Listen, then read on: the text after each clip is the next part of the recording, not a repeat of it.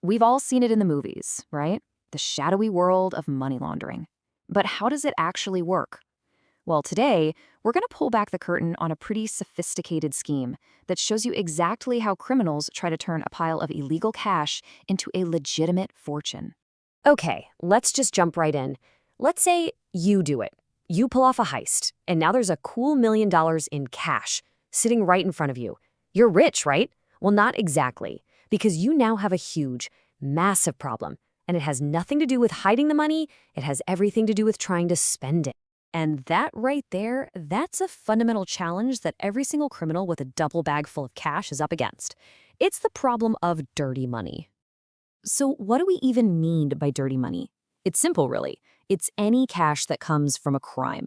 But here's the thing you gotta remember: that money isn't just currency, it's evidence. It's a bright, shining arrow pointing directly back to you and the crime you committed.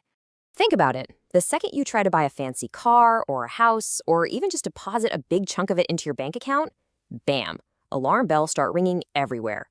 Banks have to report large cash transactions, and, investigators are really, really good at noticing when someone is suddenly living a lifestyle they can't possibly afford. Spending the money is literally how you get caught.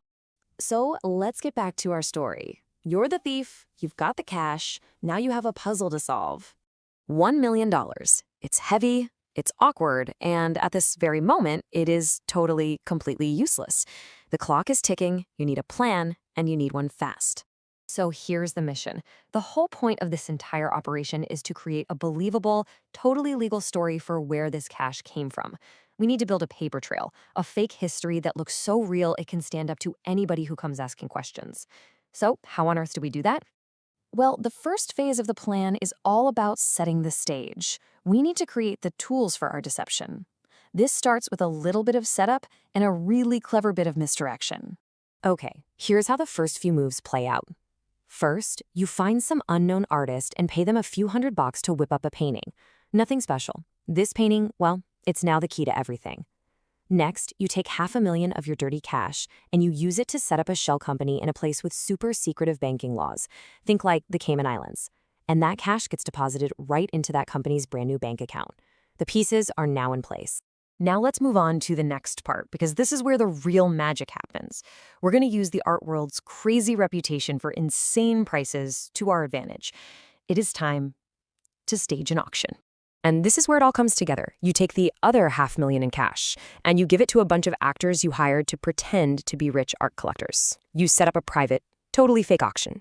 Your actors will make a few bids, driving up the price, making it seem like this painting is in high demand. But the winning bid? Oh, that comes from your very own shell company. It uses its money to buy the painting, but here's the genius part.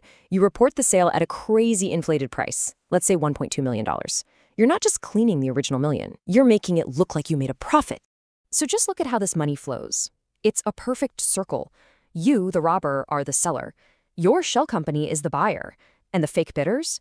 They're just the smokescreen to make it all look real. When you break it down, you're literally selling a cheap painting to yourself with your own stolen money. But you're creating a paper trail that says a totally legitimate, high-value sale just happened.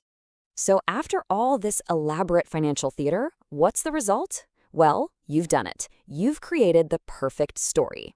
And that becomes your official line. You tell it to the taxman, you tell it to the cops, you tell it to anyone who asks.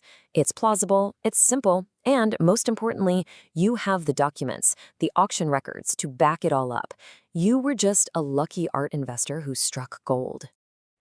And just like that, your shell company wires the profit from the sale, $1.2 million, directly into your personal bank account.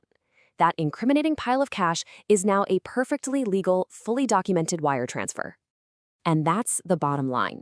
You can now spend this money on anything you want. You even paid income tax on your winnings from the auction.